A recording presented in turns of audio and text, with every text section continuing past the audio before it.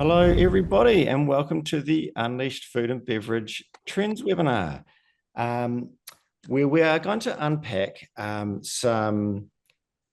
Oh, and we've got Rahul. Rahul, welcome. We're worried about you. We've got a full house. We've got some fantastic people here to help us unpack two basic questions. We want to do number one, a little bit of crystal ball gazing, and we're going to ask everybody about what are the food and beverage trends that they see predict happening this year and observe happening this year. And then the second and perhaps more interesting thing is we're going to actually ask everybody for their techniques for spotting trends, how you go about as a trendsetter finding and landing on exactly the right product at the right time. So to help us do that, we have some very talented people with us today. We have Lucy Hitchcock from Partnerinwine, who went viral with her first product launch and has followed that up with two more successful products. We have Rahul, who's struggling with his camera now, but it'll be fine later. Rahul has taken picked up a 30-year-old family restaurant business and dropped it right on the zeitgeist with a dining experience that we're going to be hopefully encountering this summer at some of the most prestigious sporting locations in the UK. We also have our digital maestro, Mike, a colleague of mine from Unleashed, who's asked to show off some ways of powering innovation cycles. And we have also Dan with us Dan Pope from the Hungry podcast. I suspect everybody on this webinar already knows who Dan is. If you don't, you need to immediately subscribe to his podcast. Dan's basically forgotten more about food and beverage trends than we'll ever know. So very chuffed to have you here today, Dan. We also have Nick from Nearus, who is Nearus is an engineering consultancy that specializes in food and beverage firms in particular. Nick's very much about the how. How do we get these food and beverage trends to market? And is very much the kind of guy that if you need to know whether it's still a good idea to invest in a de-alcoholizing plant, then he's the guy to ask. And then last but not least, we have Catherine Brecken from the Dolicious Company. Catherine is basically living the food manufacturer's dream, having sold about 3 bazillion pounds worth of very cute cookie dough products to the UK consumer, and has then followed that up with, let me get this right, cookie dough wrapped gelato bites, which are absolutely going mad. And might be the most trending food and beverage product I've ever come across. So with that, Catherine, I might throw it to you and ask you to maybe tell us a little bit about your story and then hit us with your predictions and also any tips you have about how you've landed on such amazing products. Yeah, thank you. I started Delicious in 2017, and I was just speaking with Dan because we were both, I think our first kind of coming out was at a BBC Good Food Show where we had won little stands to show our product. And that was kind of the beginning of taking cookie dough to the next level. So making it modern, innovative, better for you. So we decided to focus on a gluten-free market, but not tasting gluten-free. So having that indulgence, that appeal, those better for you ingredients, unique flavors. So one of our best sellers is a matcha white chocolate, always the traditional chocolate chip. And then in 2019, we decided we were going to do something crazy and wrap it around gelato. So worked for 2 years to get the dough where it perfectly wrapped, had that perfect bite. Amazing flavors. So again, always sticking to the traditional, the chocolate chip, but then breaking into the cinnamon churro, the mint chocolate chip, and some other ones that we've done recently for collabs. So we even did an extra flaming hot with PepsiCo, which was super spicy, but then also having that cool, creamy feel of the gelato on the palate. So always trying to basically push the boundaries with cookie dough. It's amazing. I was looking at your website and I was trying to draw a little Venn diagram of everything that I could see that was sort of trend powered in your products. And I was sort of like, one Venn diagram circle was vegan, and then it was gluten-free, and then it was the spicy trend, sweet and spicy, and Yeah. and then there was indulgence, and then there was that lift and shift element of like, well, let's take an American product and take it over to the States, and it was it's quite remarkable. I think what we always try to stick to is indulgent. I think we're indulgent led. And then when people look further, they notice, oh my gosh, they're gluten-free. Oh my gosh, they have vegan options. Oh my gosh, they're, better for you ingredients. So we like to push like powered by oats. So oat flour is better. It's metabolism boosting. It's good for cholesterol. So all these things that we don't really talk about unless somebody's looking for it, because some people are afraid once they try something that's gluten-free, or they're like, oh my gosh, it's not going to taste good. So we're constantly, I think we're an indulgent led brand that happens to be free from all these things, but not free from taste. Nice. Do you have, I mean, you're obviously constantly innovating with new versions of the trendiness of it. Are you just so in the mix that those things are obvious to you, or do you have ways that you could, for the sake of the audience here, who are all sort of leaning in, going, "Oh, I want to replicate this"? How do you do it? Yeah, I'm an obsessive food person. So some people wake up in the morning and they're like, oh, they don't even think about food. And I think they are the types that they eat to live. I live to eat. Like I'm thinking of food all the time. So I'm kind of like this crazy accidental immersive field research person, because I'm always looking at food. So I'm looking at food from like what pops up in my Instagram feed to what I see in stores. I'll go into different stores wherever I'm traveling around the world. I'll like search for the best donuts, the best cookies, pastry shops. So I think it just happens for me really naturally that I'm just such a foodie that I can't help it, which is a good thing and a bad thing. Nice. Dan, when you look at Catherine's products, do you see it through a particular lens? I mean, what do you see in her products that powers their innovation? And that maybe not just in the ingredients, but also how they're packaged, how they're presented, all that sort of thing.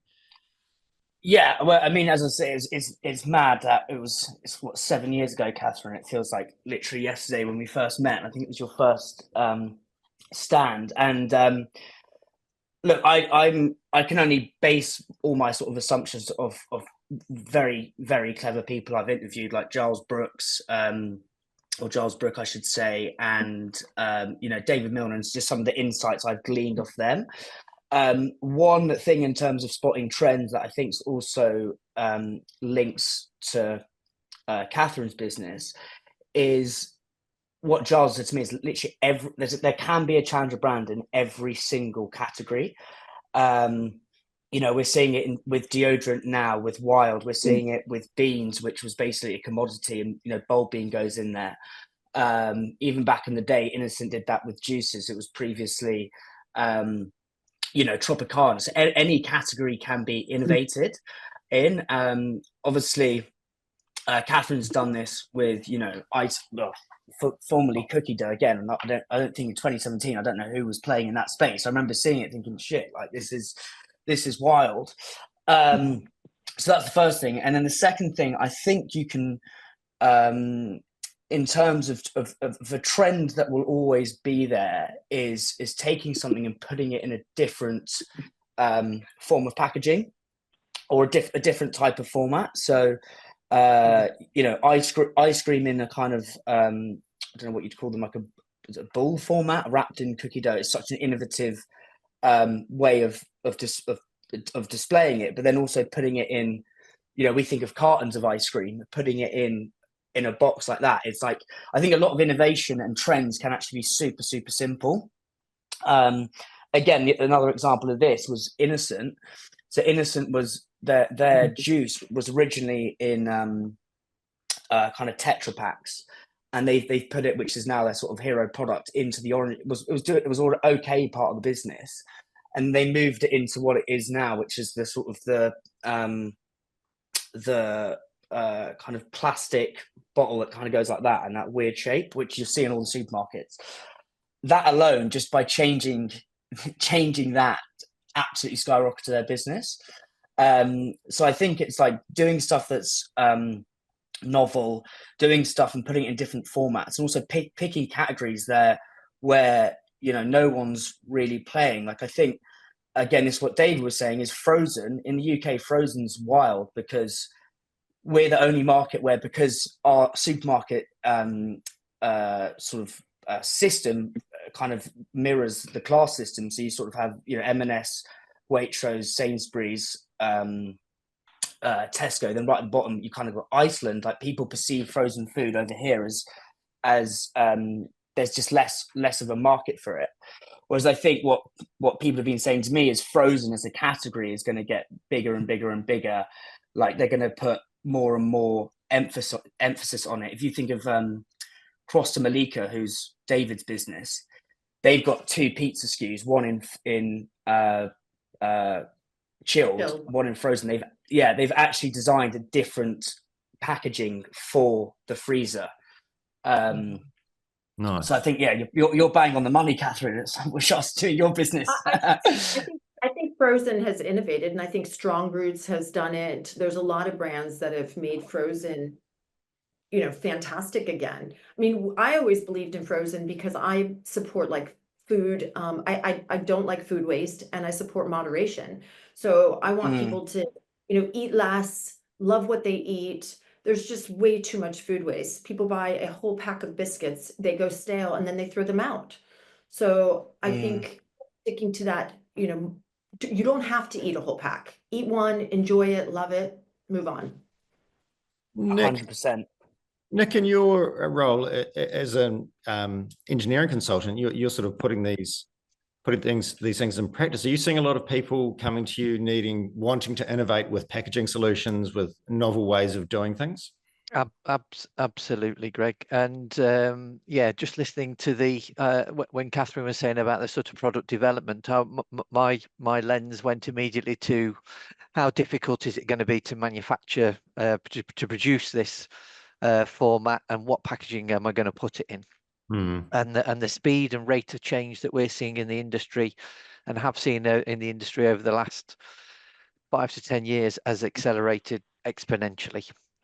So all the challenges around manufacturing solutions and the different formats, the push towards sustainability, as both Dan and Catherine mentioned, a lot of use of cardboard, different forms of plastics, move away from the Tetra solutions, clear bottles, as Dan mentioned with the innocent solution, so that people can actually see what they're buying. Yeah, 100%. And that change doesn't happen easily. It's quite costly, but we're seeing that shift happen a lot more regularly than we used to see. I'm going to say 10 years plus. Catherine, you have your own factory, don't you? Yes, we do. Yeah. When did you make the decision to launch that? Well, when I had somebody else make my dough once and they screwed it up, then I was like, forget it. I'm going to start my own factory. And I literally started from a room in a large factory in Walthamstow. And then that grew out of that, moved into 1,000 square foot, put in freezers and bought some machinery. And then now we're at about 22,000 square feet. But I have to say, I don't recommend it to everybody because it's a lot of work. I mean, the fun part is what this is about is trends and innovating and being able to do it. So that's something we can act on quickly, which is really cool. But it's a lot. Yeah. Rahul, if you don't mind, I might throw it to you because you've got quite a different story. And I guess I'm reminded of what you're doing when we're talking about Catherine lifting and shifting, taking an American product and going, right, here's another market, or here's one concept, let's put it in a different environment. And you've done something similar. Do you want to tell us a little bit about that? Yeah, of course. So our business, Bombay Delicatessen, so it's a 30-year-old business founded by my parents in 95. However, it's far more different to what it was back then to what it is now. And I guess you know, when we talk about trends and so forth in the market and kind of evolving, with the times and so forth. I think Bombay Delicatessen has been able to do that. Predominantly, so the story is, in 1995, when my parents started, it was just an Indian sweet shop, and snacks and so forth was ancillary. So it was Indian sweets. I'm not sure if you've come across anybody in this webinar has eaten Indian sweets. It's quite sickly, but it is nice. It's made from buffalo milk, caramelized sugar, and so forth, and the kind of use by date is quite prolonged because the preservative aspect of it, the cooking process and so forth. But yeah, so we back in the mid to late 90s, there was a big market for it. But as times have progressed, there's obviously a more demand for, let's say, healthy options and so forth. And yeah, so we're coming up with the ideas of innovation. And when I got into the business in 2018, I kind of understood that there was an opportunity to really kind of imprint my thoughts and ideas on how we can really kind of captivate the Nottingham market. So fast forward, post COVID, we're on our third expansion in 2 years, and we rebranded to Bombay Delicatessen. But why do we call it a delicatessen compared to Bombay Sweet Centre? Because that really kind of emphasizes what we are in terms of the products that we serve to our customers, and the innovation and the thought process behind what we do. Now, where we are today compared to 1995 is we are an Indian delicatessen which is growing at an exponential rate. The products that we do now are award-winning. So we entered the Great Taste Awards in 2024, last year, and it was a great accolade for us. We were the first Indian manufacturer of an actual physical product to obtain a Great Taste Award, not just 1-star, but 2-star out of a 3-star grading, which allowed us to kind of put us, in conversation with the larger manufacturers and distributors. Fast forward, January 2025, we got approached by British Fine Foods, who are a fantastic, reputable company, and what they do is they curate, the finest products across the UK that have either got accolades or like a really kind of fine reputation, and they put 3 courses or 4 courses together, and then they distribute this to your British prestigious events such as Wimbledon, Ascot, Henley Regatta, the Oval, the Cricket, Old Trafford, Epsom Derby, Newmarket, and it's been great for us because even though we are like an established business, but we've grown so much over the last 3 years, where we're starting to see the growth now in our journey is literally over the last 24 months. Like, we've managed to get these contracts. So for us to kind of have exposure across the UK for the first time, but without having to, let's say, go to the larger supermarkets and go through these channels where sometimes it can be quite margin tight and so forth. But I guess we're doing it in the organic way as possible because we do have three sites in Nottingham, 3 stores, and yeah, I guess as each year goes by, we're trying something new. We're understanding what the trends are on the market, and really kind of evolutionize what Bombay Deli is. And you took a concept of is it high chai? You basically took the high tea concept and took the Indian sweet shop concept. Exactly.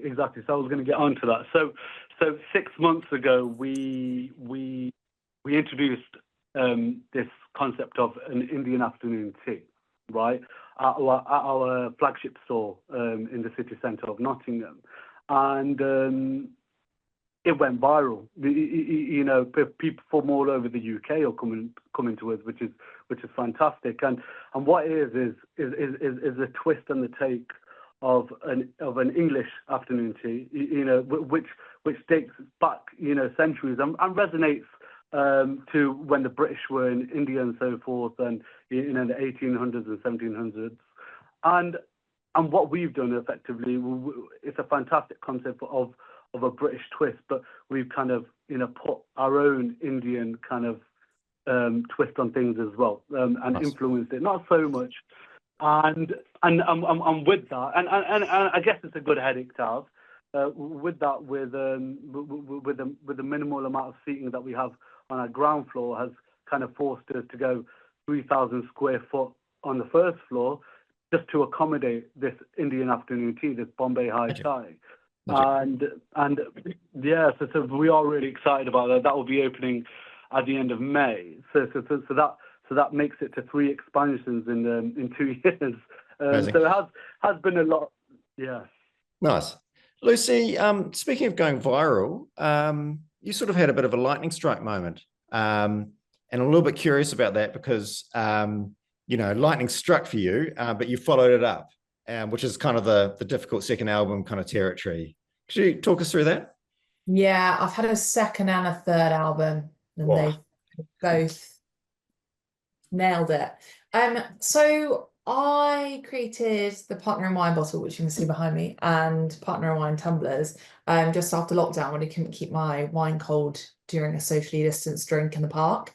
My friendships revolve very heavily around going for that Wednesday midweek drink and complaining about work, catching up, seeing what everyone's up to. Obviously, I actually work for myself and I don't have a lot to complain about, so it's more so I'm the therapist. But yeah, we loved a midweek drink, and obviously during COVID weren't able to do that anymore. So when we were able to go for a drink in the park, I had one too many disappointingly warm glasses of wine, and I thought, why is no one doing anything about this? There's not like a product, especially not in the UK. There was a company over in America at the time that was doing something similar, but it wasn't wine centric.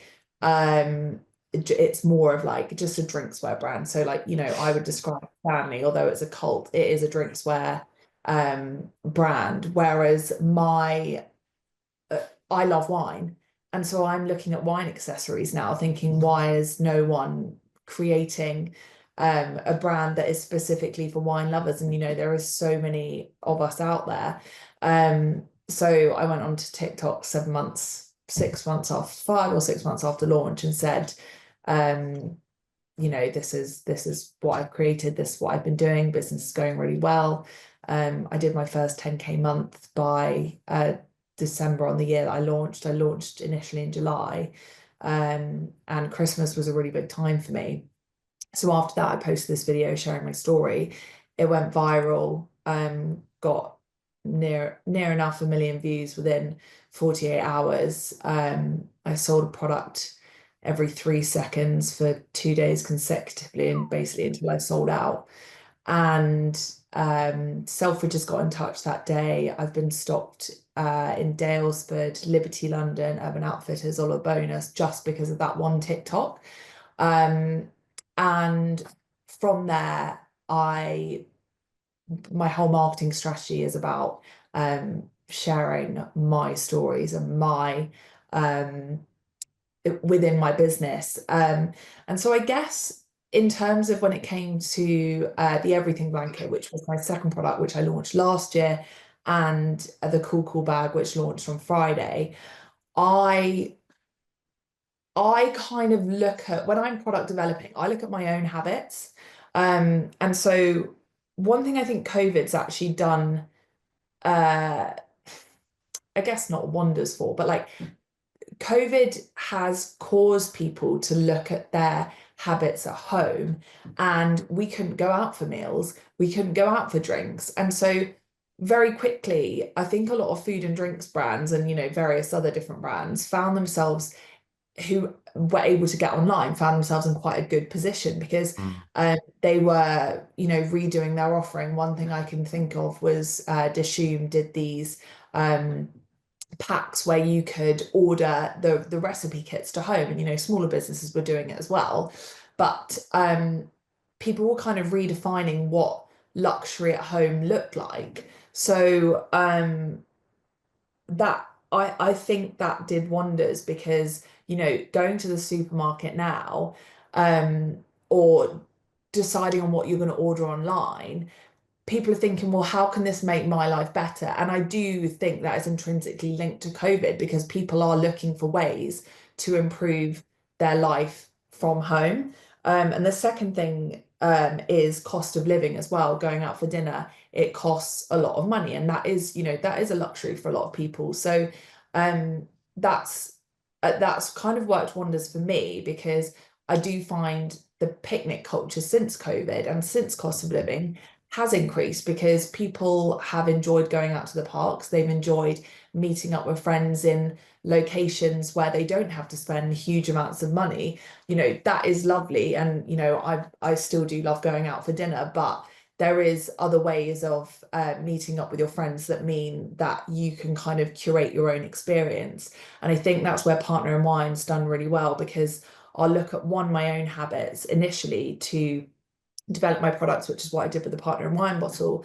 And then with the Everything blanket, my whole brand is about aesthetics and I want to take things out that look nice, picnic accessories and things that I need to go and drink wine out in the park or by the river with my friends are all blue or brown or khaki. They're targeted to men.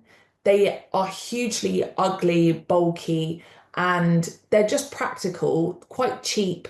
Some are more expensive, looking at cool boxes, but there's nothing that's actually specifically targeted towards women, not just in the wine space, but that actually look nice and are good quality. And those are things that I have been looking out for. I didn't necessarily see myself going down the picnic accessories route, but you know, we are where we are. So I looked at my own habits and recognized the issues that I was having. I thought, well, if I'm having those, other people are too. And then once I was able to build an audience, a lot of my customers are able to actually tell me what they want, tell me what colors they want, tell me what products they want.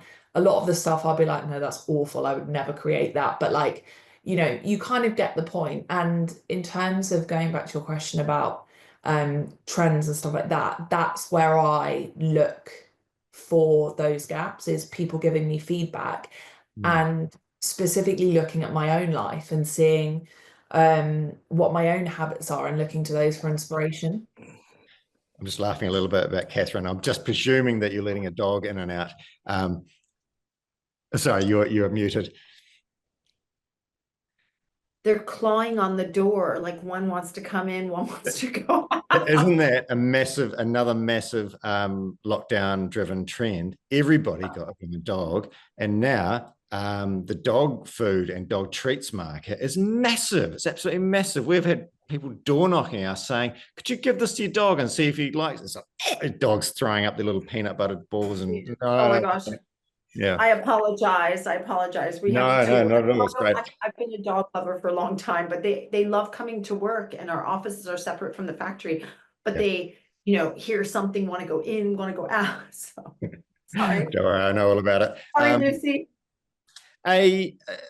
Something I want to throw out there is anybody using AI for trend researching? Because I'm just thinking of what you're saying about. I mean, your viral moment. You're very much TikTok connected, internet connected, and I'm not a food and bev person, so I was like, I need to know what I'm talking about. So I went and asked an AI.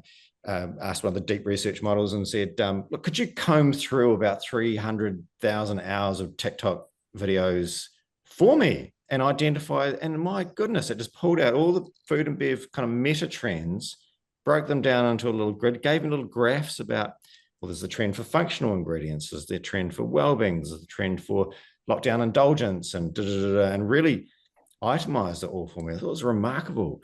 Is anyone else using technology in that sort of way? No, I'm not, just because I think you can drive yourself crazy. Yeah. And it's such a time suck. The other thing is, like, I know my capabilities within the factory, and to, move off of those capabilities. And sometimes we'll get incomings from some brands that we do private label for, and it's just, the investment of different machinery, going off the core and losing focus can be really expensive. Yeah, yeah. Just to come in on that, Greg, as well.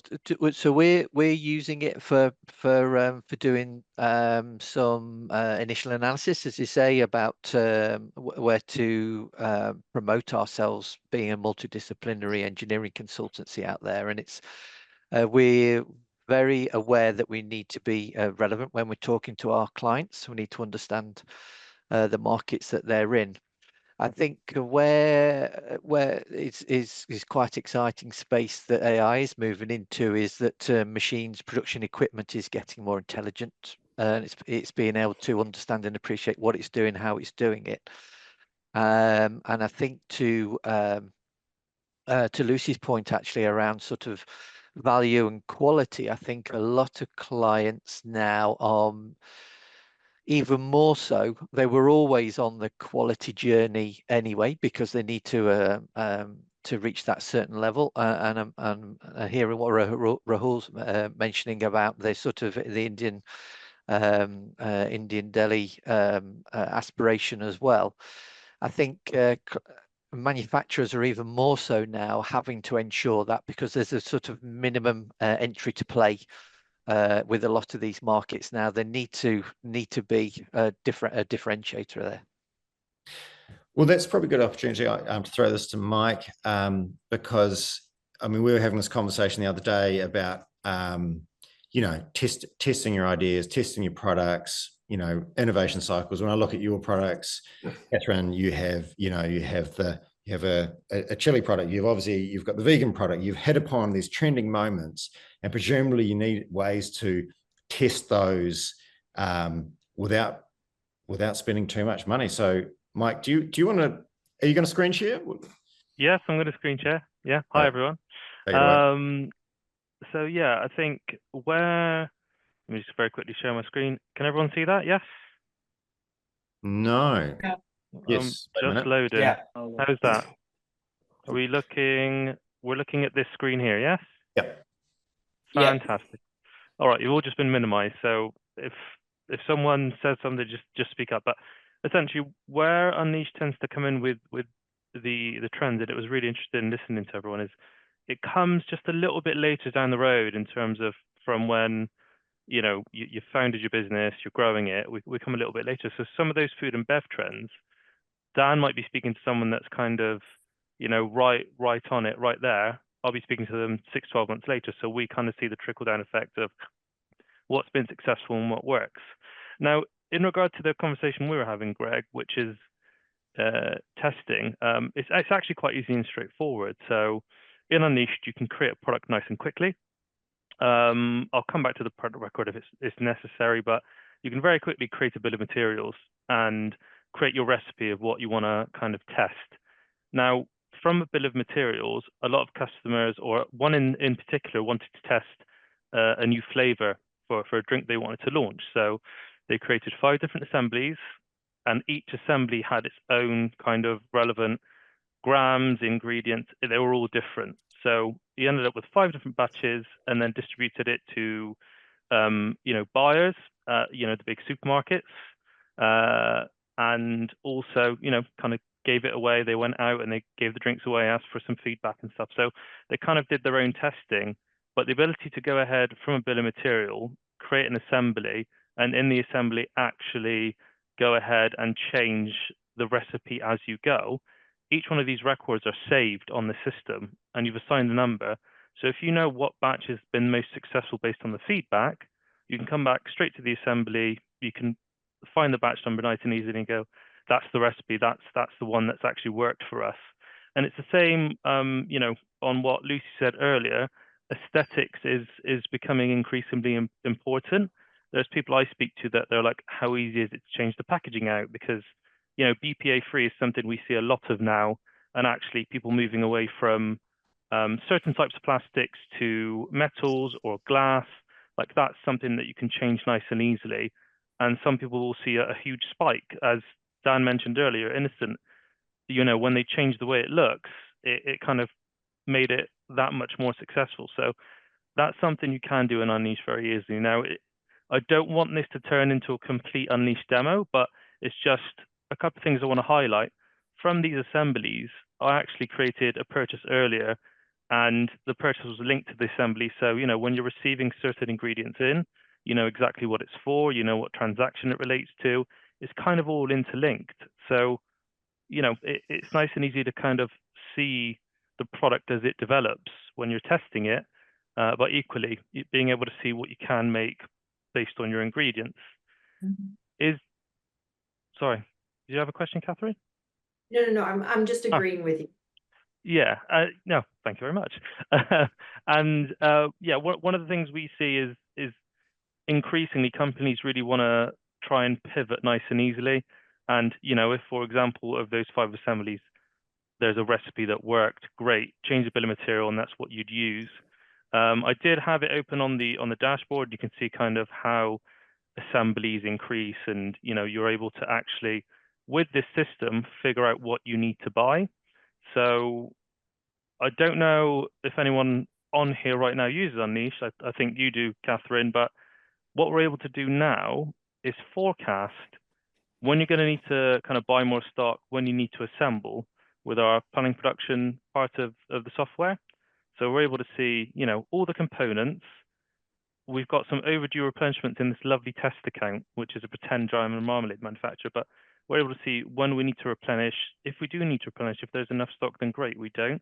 And this is actually, these products are something that you'd go ahead and manufacture. So you can actually factor in what you manufacture, what you need to buy, what the component demand looks like, what the replenishment dates and quantities look like. So you can actually fully plan what your capital spend is going to be, because when companies are launching a new product, they really need to try and figure out what the spend's going to be, what the capital they're going to put into it is. And cash flow is a very big thing that we talk about initially. You know, people want to free up their time, and they also want to free up their capital. And, you know, that's one of the things that this system can help with. Like down here, we can see there was some very previously big stock on hand figures, and that's a lot of capital tied up, versus the replenishment is actually, you know, as I zoom in there, it's actually quite small in comparison to what you've spent previously. And that's all dependent on how many days you want stuff in stock. So not to go into the detail too much, but the system is as adaptable as you need it to be. And also because, you know, when you're initially testing and creating those assemblies, it's nice and easy to figure out, you know, what's been successful. If something hasn't been successful, you can do a whole other, you know, 5 batches of items that you want to go ahead and test. So yeah, I think it's exciting to hear everyone's journey and, you know, how COVID has changed things. But, you know, we see a lot of stuff, as Nick mentioned, focused on quality. People are wanting, I mean, I certainly have been in the last sort of 4 or 5 years more conscious about the quality of like the food, the products I buy. You know, I've got a little one at the moment that keeps me up at night, and everything that we've got in our house, I think, well, actually that's probably got some horrendous chemicals, or it's not very healthy to have around. So I'm always thinking about buying quality over, you know, maybe 7, 8 years ago, I'm like, oh, I'll just, you know, look for the cheapest item. So yeah, certainly. Before we jumped on this call, Catherine was just saying that she's in, is it Target, the US?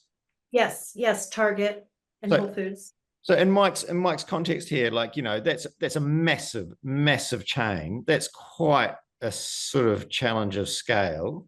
Can I just be a pain, Mike? Do you have a workflow that would just show like the anticipation of a you know, let's say we've been testing our Dubai chocolate bar, and we're going to put pistachios and cardamoms in it, and so we've got to get 1 million units out the door.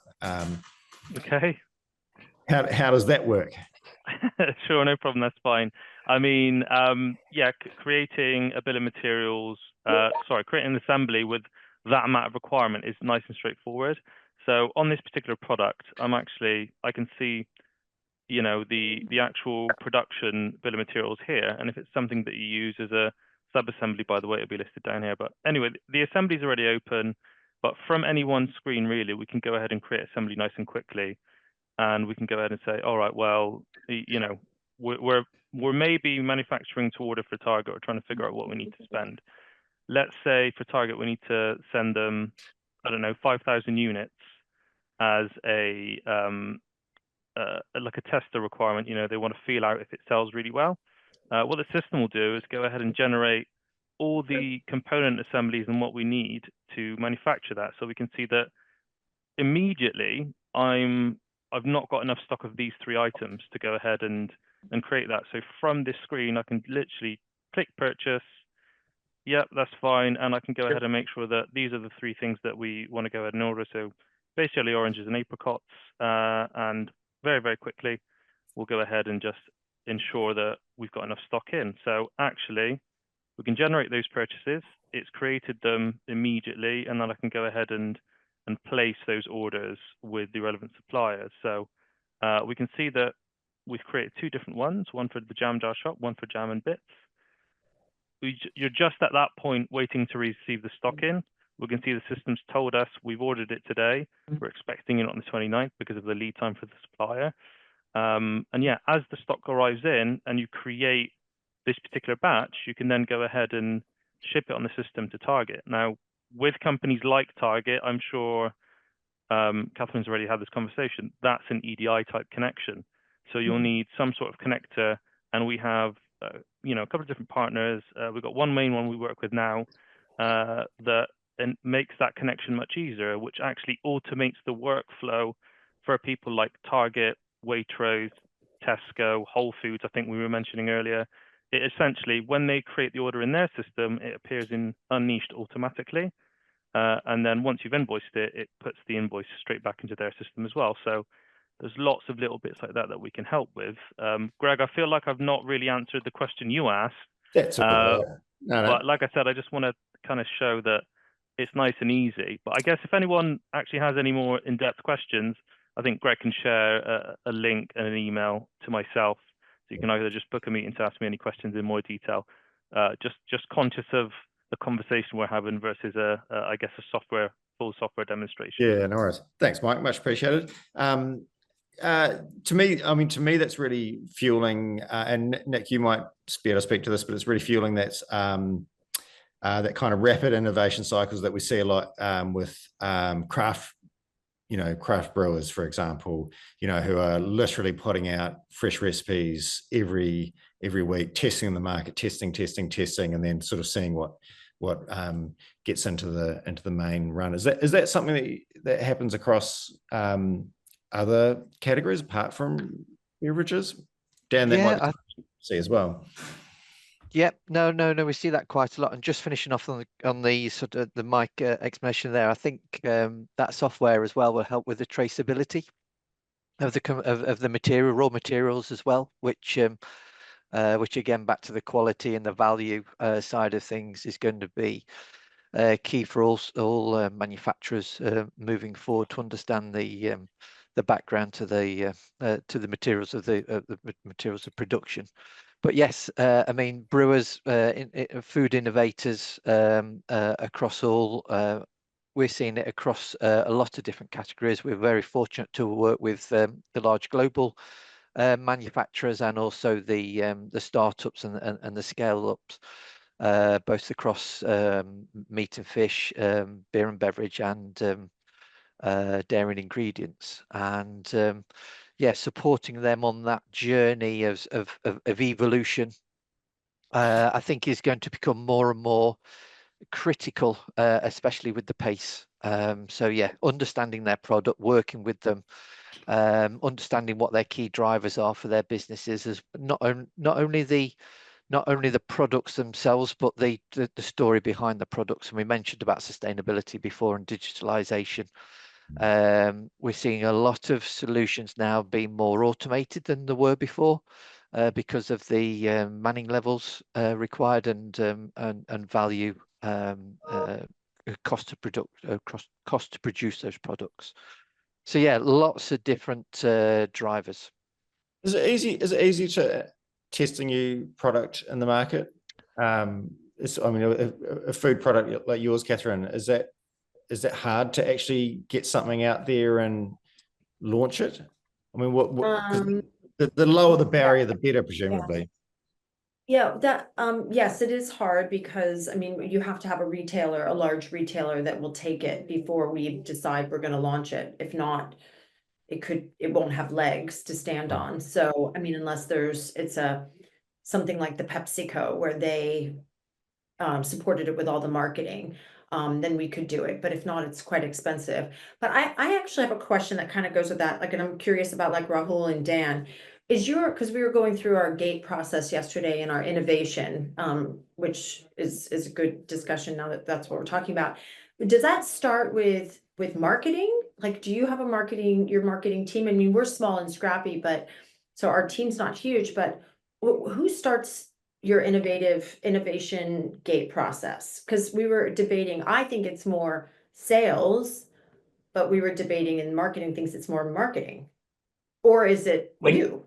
When you say sales, is that would be coming from what the retailer wants, is basically what you're saying. Right. So Tesco would be like, oh, we're looking for it's interesting. or like I think there's more than one way to skin the cat, and it's always context dependent. But like I think a brand like who almost do the opposite, where it's not even it's probably more marketing driven, is Surreal. You know, the protein cereal, and because they're so big on D2C, is you want this, they almost use their D2C as a rapid kind of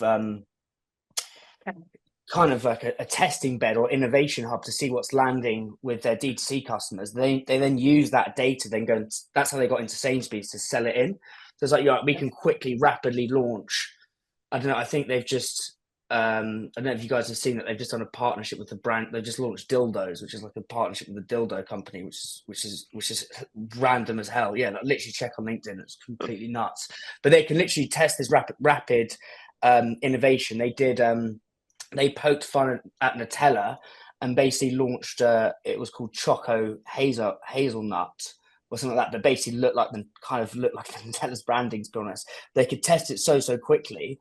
And then again, this is what Giles is an investor in that business. So he's the one who taught me this. But he was basically said they then took that data to the D2C data to Sainsbury's, said, this is the unmet shopper need.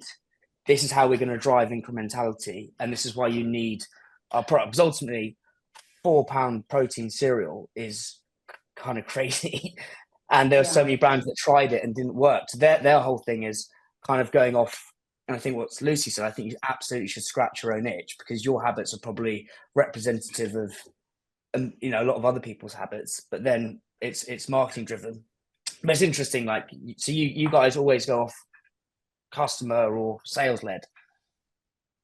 Well, I mean, kind of both, yeah. But just because we haven't had the time probably to do the proper research, but maybe we should. There's a famous on D2C. Well, it's going into D2C. We're launching our ambient cookies that we've launched on train lines and airlines. And we'll launch those D2C, but it's too hard with frozen or chilled. I mean, it's too expensive. Yes. We did it for a little while during COVID, and it's a pain. And then the customer complains, oh, they delivered to my neighbor. It was all melted. So it's just not worth it. I mean, I'm so envious of an ambient product. I can't tell you, like in my next life, I'm going to launch ambient. Watch out. Like, so I saw those new cookies look amazing. They are ambient, right? Or what's the amazing? Yeah, well, thank you. I mean, those took us a long time though, because Clean Label has a 6-month shelf life, but it's really, really hard. Like it's hard to create these things, but fingers crossed they'll do something different and open us into the ambient world. Rahul, I'm saying Indian sweets in an ambient packaging. It's everything you think. So some are refrigerated and so forth. But coming back to what I said, was we've kind of gone away from that traditional the sweet element, and we've kind of innovated with coming back to what Catherine said about the marketing strategy per se. Chocolate samosas. Now, chocolate samosas, these are Belgian chocolate samosas, which are very popular, across our stores in Nottingham. And it's just kind of taking the traditional element and what can we do different?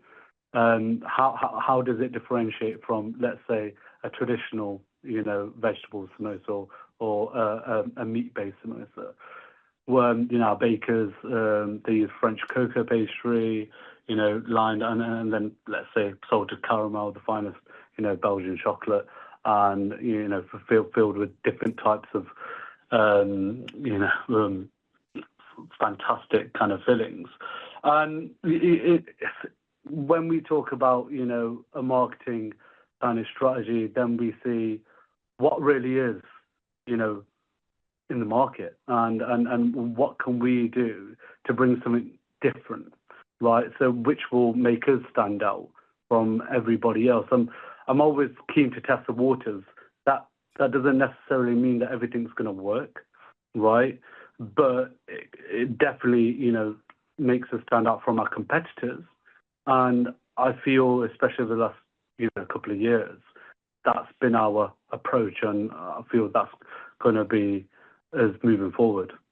And that's the massive advantage of having that fast-moving restaurant space. If you're not careful, Catherine's going to have delicious gelato balls in your shop front and gathering the data. Lucy's going to have her wine coolers there as well.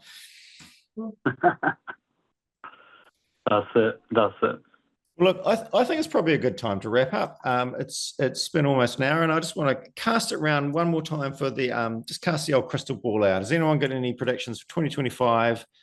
2025 beyond the Dubai chocolate bar? What's coming up? I think protein's having its second wind, and especially look in the States, and then also personalization.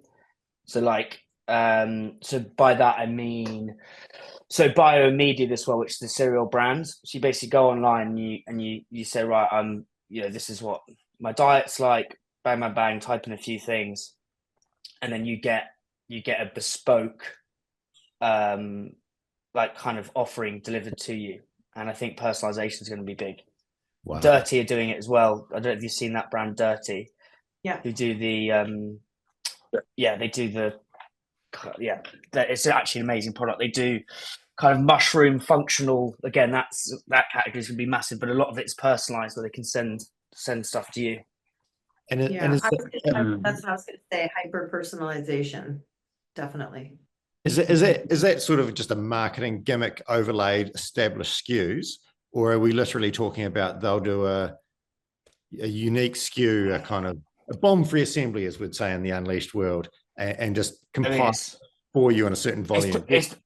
It's probably the former, but ostensibly the latter. So I think it is just it's basically they're not creating brand new SKUs off the cuff, but it's you do it for a year's subscription of functional. Yeah, exactly. Yeah.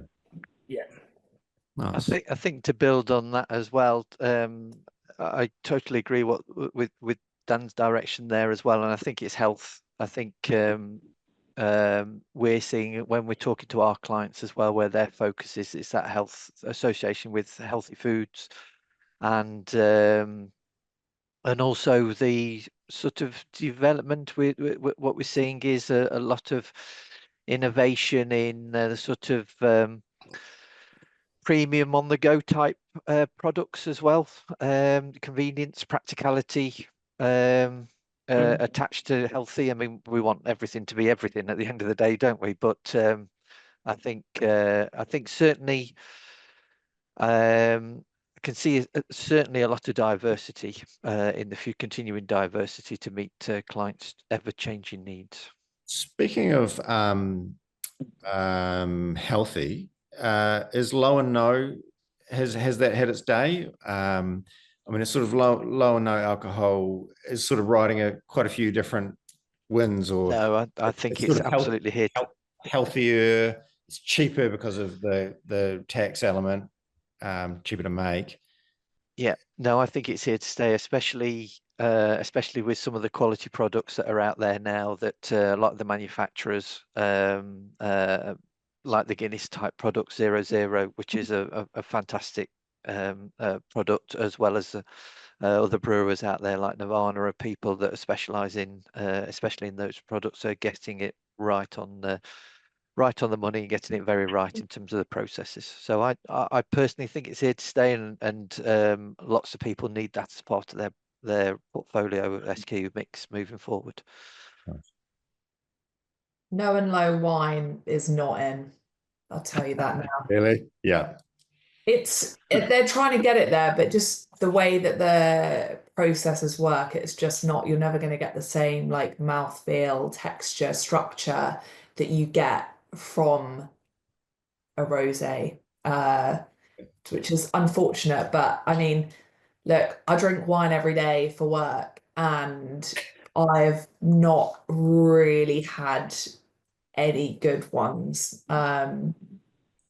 There's a few that might fill the hole momentarily, but yeah, I would either stick to soft drinks or go for the beer, just because the beer and actually the spirits taste. Oh, really? I was just going to poo-poo the sort of mouthfeel of no alcohol spirits. That falls in the why would you do it to yourself category for me, but that's my personal. I mean, you're not going to shot it, are you? But if you're mixing it with something like tonic, where you get the taste of botanicals and the gin, Right. sorry, and the tonic water, but the mouthfeel, there's just a lot that goes into wine in terms of the way that it's not just the way that it tastes. I mean, no alcohol and low alcohol wines taste like no alcohol, and low alcohol wines, they don't taste like wine. But there's just a lot of different elements that go into balancing a good wine. And yeah, so we're saying probably yes to the beer still, no for wine, and yes to the spirits and mixers as alternative to alcohol products. Intriguing. Anyone else want to? I would agree with people are looking for products with specific health needs beyond basic nutrition. So something that, stands out. In my recommendation, that was, well, it was somebody told me this, and I think just focus on one thing. So if your thing is protein, focus on protein. Don't try to do too much. And products that are trying to say, oh, we're high fiber, oh, we're high protein, we're, fortified in all these minerals and vitamins, people lose focus and they need that one thing, which I think, like maybe Dan was saying, Surreal has done. It's protein, protein, protein. So we just created a cookie that we believe, and maybe me being a woman founder, is it's collagen. So we've added collagen, and it's a chunky banana chocolate based cookie that is like a sharing skillet, which is with collagen. Amazing. So trying to do something that's a little different, but with that main focus for a community of people looking for something different. Nice. Yeah. Well, team, I think we might wrap it up there. What we'll do is we'll send this recording out to everybody afterwards for anybody who registered but wasn't able to attend. I'll pop Mike's contact details in there in case you're a software enthusiast and want to see more about that. Look, if anyone has any questions for any of our amazing panelists today, send them through to me, and if you email them to me, I'll pass them on, and we'll pick the very talented brains of the people here. Next month, we're going to do a piece on sales tactics for food and beverage industry leaders, which we've touched on a little bit here, but I'll be looking forward to that. So keep your eyes out for the registration for that. And otherwise, thank you very much, everybody. Thank you so much. Thank you. Cheers. Cheers all. Cheers. Thank you. Cheers. Bye.